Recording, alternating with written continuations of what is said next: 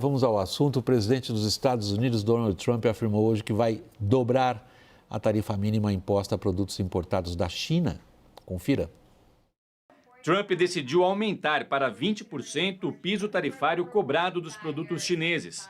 Desde o início do mês já havia uma taxa de pelo menos 10%.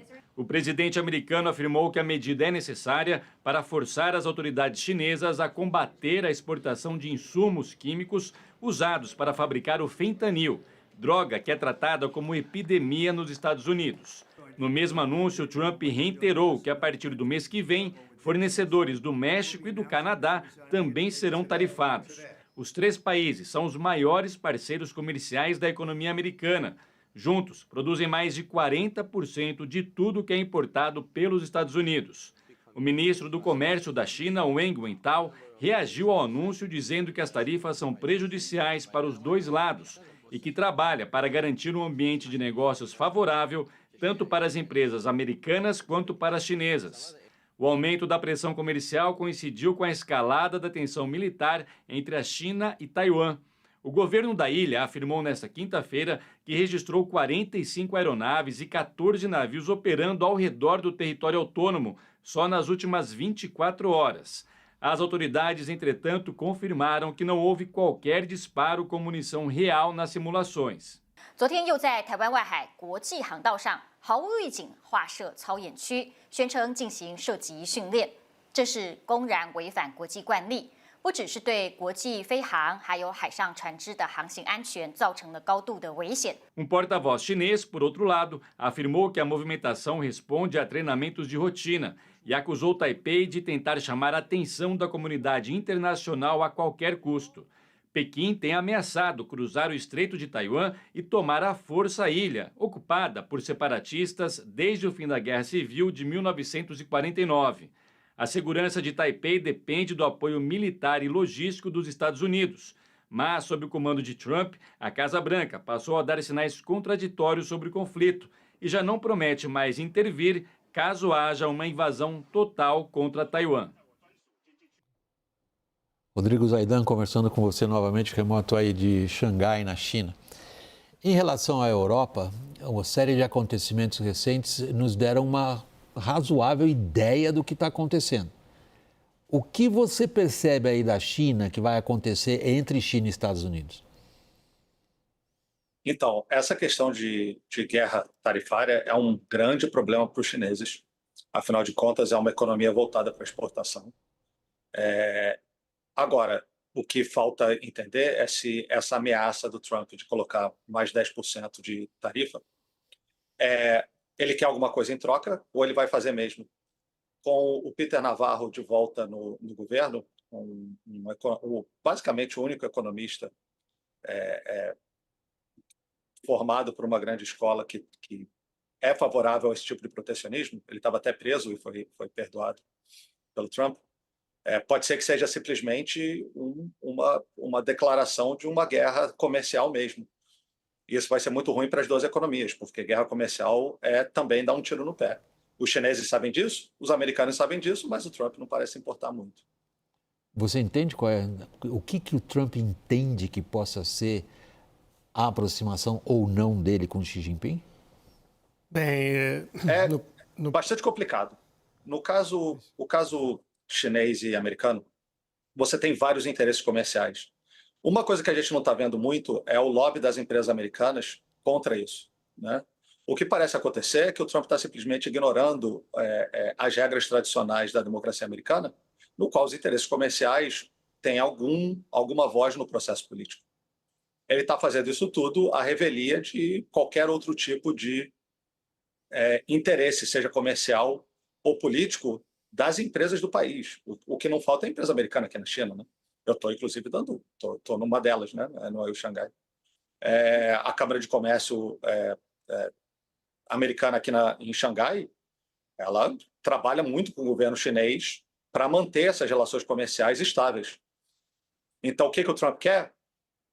Eu acho que é uma pergunta que, ao entrar naquele cérebro, deve ser um pouco difícil, se é que tem alguma coisa ali dentro. Rodrigo, obrigado, Rodrigo, porque a gente aqui também sempre se faz essa pergunta e é o que nós estamos tentando. Entender, afinal de contas, o que o Trump quer. Você tem conseguido, Lorimão? Bem, Especificamente em relação à China. Eu acho que continua aquela abordagem puramente mercantilista que ele adotou no primeiro mandato dele, né? O objetivo era elevar as importações chinesas de produtos americanos, ele obteve isso, né? 200 bilhões de dólares em 2 anos e ficou contente, ficou satisfeito. Ele só começou a atacar o Xi Jinping e a China por causa da pandemia, quando ele sentiu que a pandemia comprometeria as chances de reeleição dele e buscou na China um culpado, né? Que não fosse ele, pela gestão do problema da pandemia nos Estados Unidos, que foi o país que teve o maior número de mortes do mundo, então culpando a China.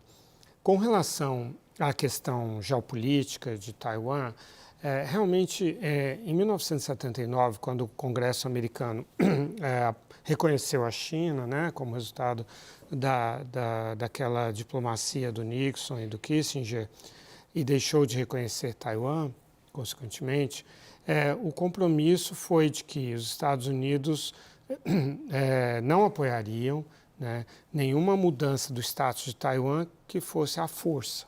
Mas adotou-se, então, a política de ambivalência estratégica, pela qual um presidente americano não responderia à pergunta o que você faria se a China invadisse Taiwan.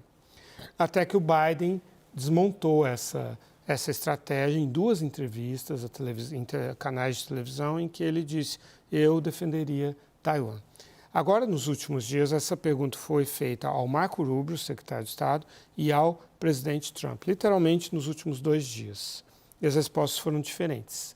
Com insistência do repórter, o Marco Rubio respondeu: não, nós vamos defender.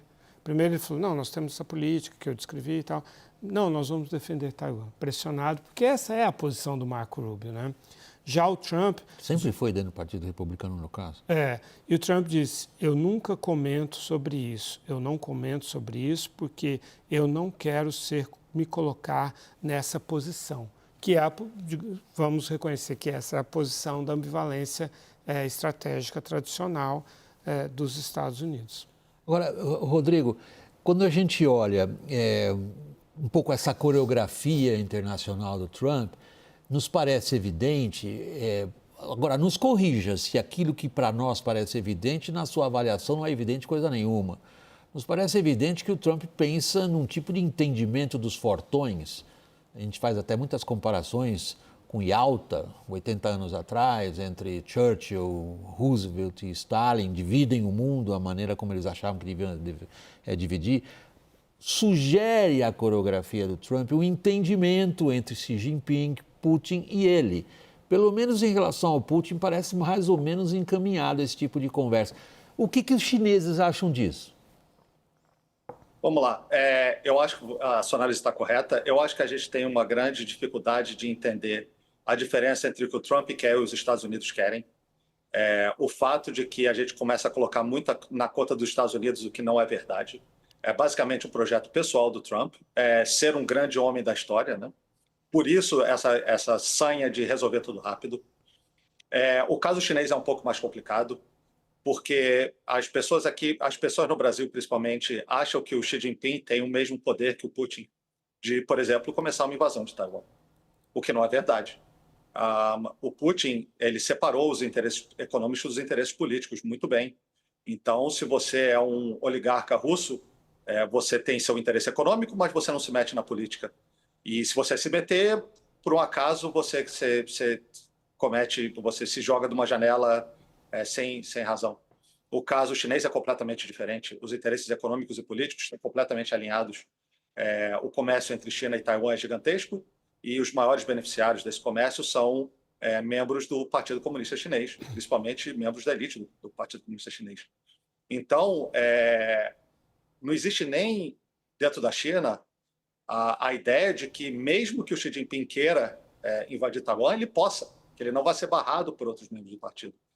para isso, tem que entender um pouco a dinâmica do Partido Comunista Chinês e não simplesmente achar que a China é tipo vilão de desenho animado, o que tudo bem, porque quando a gente tem a Rússia que parece fica fácil, né? Aí você pensa, não, a China é da mesma forma. Não é da mesma forma. E com certeza a China tem um viés pragmático muito mais forte nesse momento do que os outros países, como Rússia e Estados Unidos. A China quer tentar achar um jeito de se beneficiar, é claro, mas ela ainda não entendeu completamente as regras do jogo, porque eu acho que ninguém entendeu as regras do jogo, porque, de novo, passa pelo que o Trump quer e não necessariamente pelo que os Estados Unidos querem. Isso impõe a qualquer um na Casa Branca um tipo de raciocínio estratégico que parece ausente da cabeça do Trump.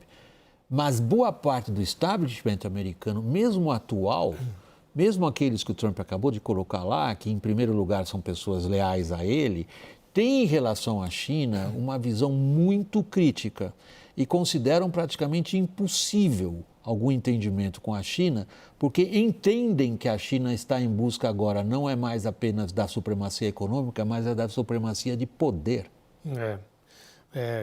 Essa percepção é mais forte com relação à China do que com relação à Rússia, embora ela também se aplique em grande medida em relação à Rússia, né? Mas nesse círculo que o Trump criou dentro do Partido Republicano, ao redor dele, de fato, a gente tem a impressão de que a questão da China ainda está muito mais alinhada com a visão tradicional do establishment do que a da Rússia. Vê o Mike Johnson ali segurando a ajuda para a Ucrânia, Mike Johnson, um trumpista, presidente da Câmara, depois acabou liberando e mudando um pouco de posição quando o filho dele estava indo para a Marinha e ele percebeu que o filho dele poderia ter que lutar na Europa, né?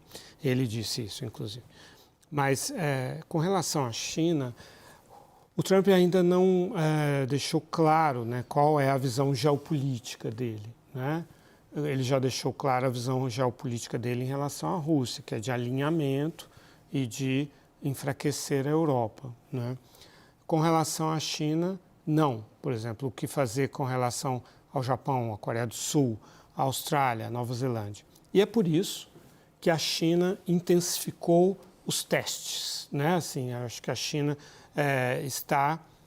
nessa semana ela já fez 2 testes importantes, né? Um no mar da Tasmânia, entre Austrália e Nova Zelândia, né? Com munição real, né? E agora essa enorme operação invadindo o espaço aéreo de Taiwan, além dos 45 aviões, havia 14 navios de guerra também, e ali é um espaço muito pequeno, é o Estreito de Taiwan. Né?